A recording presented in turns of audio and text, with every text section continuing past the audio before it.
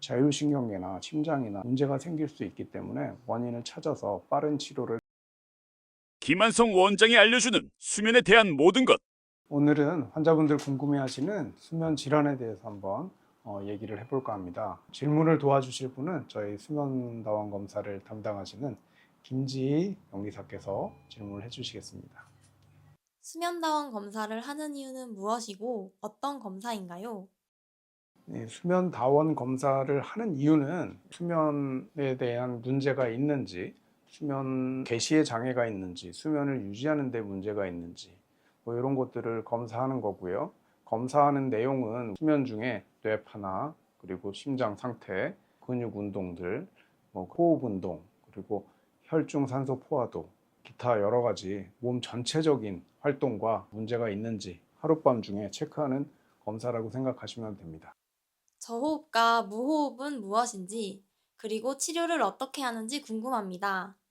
일단 저호흡과 무호흡이 나타나는 이유를 찾아보기 위해서 저희가 수면 검사를 하는데요. 저호흡과 무호흡이 나타나는 가장 흔한 원인은 사람이 호흡을 하는 숨이 들어가는 공기가 들어가는 사람의 몸속의 길에서 좁아지는 부위, 가장 흔하게는 입천장 뒤나 혀 뒤에 좁아지는 부위에서 공기가 지나가는 길이 좁아지는 걸로 인해서 저호흡이 생기기도 하고 아예 꽉 막혀서 무호흡이 생기기도 하거든요. 호흡에 기류의 양이 줄어드는 거, 들이마시는 기류의 양이 줄어드는 거를 저호흡, 무호흡이라고 하고요. 길이 좁아져서 생기는 무호흡을 폐색성 무호흡이라고 하고, 아예 호흡 운동을 시작해야 되는 우리 머리 쪽에서 신호가 잘 안 가서 생기는 문제가 있는 경우에는 중추성 무호흡이라고 하는데, 이런 것도 다 수면 검사에서 체크를 합니다.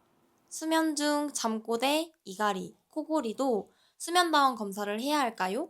잠꼬대는 수면 중 이상 행동이라고 하는데요. 사람이 수면 중에 어떤 단계에 이르러서 이상 행동이 나타나는 경우가 있습니다.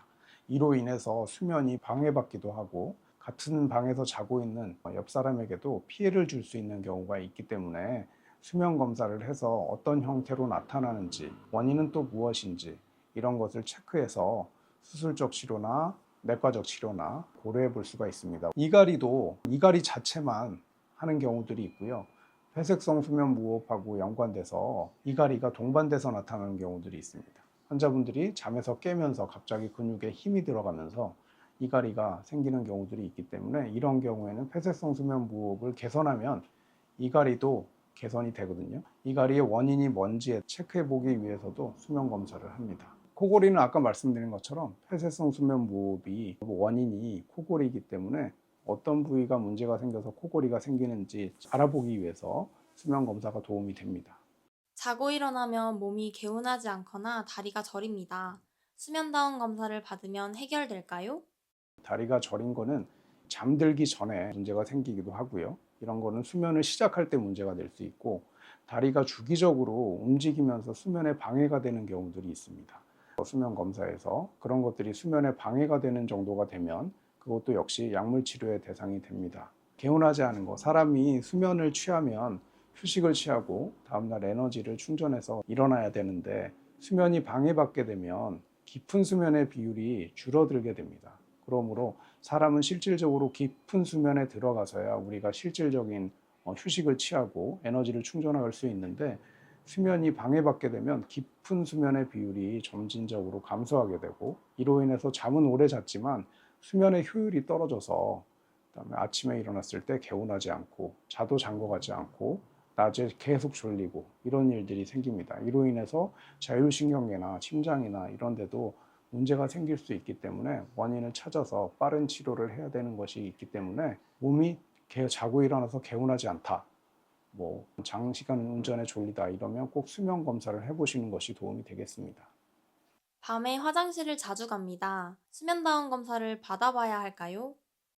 화장실에 자주 가는 원인이 비뇨기과적 원인으로 인해서 나타나는 경우에는 비뇨기과적인 치료가 필요하겠지만, 일반적으로 그렇지 않고도 하룻밤에 한 번 이상 깨서 화장실을 간다, 그런 경우에는 수면 검사가 필요한 경우들이 많이 있습니다. 왜냐하면 폐쇄성 수면 무호흡이 나타나면 심장에 피를 짜내는 기능에 수면 중에 문제가 생겨서 그로 인해서 소변을 유발하는 일이 생기기도 하거든요. 그래서 잠에서 자주 깨기도 하고, 환자분들은 잠에서 깨서 소변이 마려운 건지 아니면 소변이 마려워서 깨는 건지 잘 구별할 수 없기 때문에 자주 깬다면 수면 검사를 해보시는 것이 필요하겠습니다.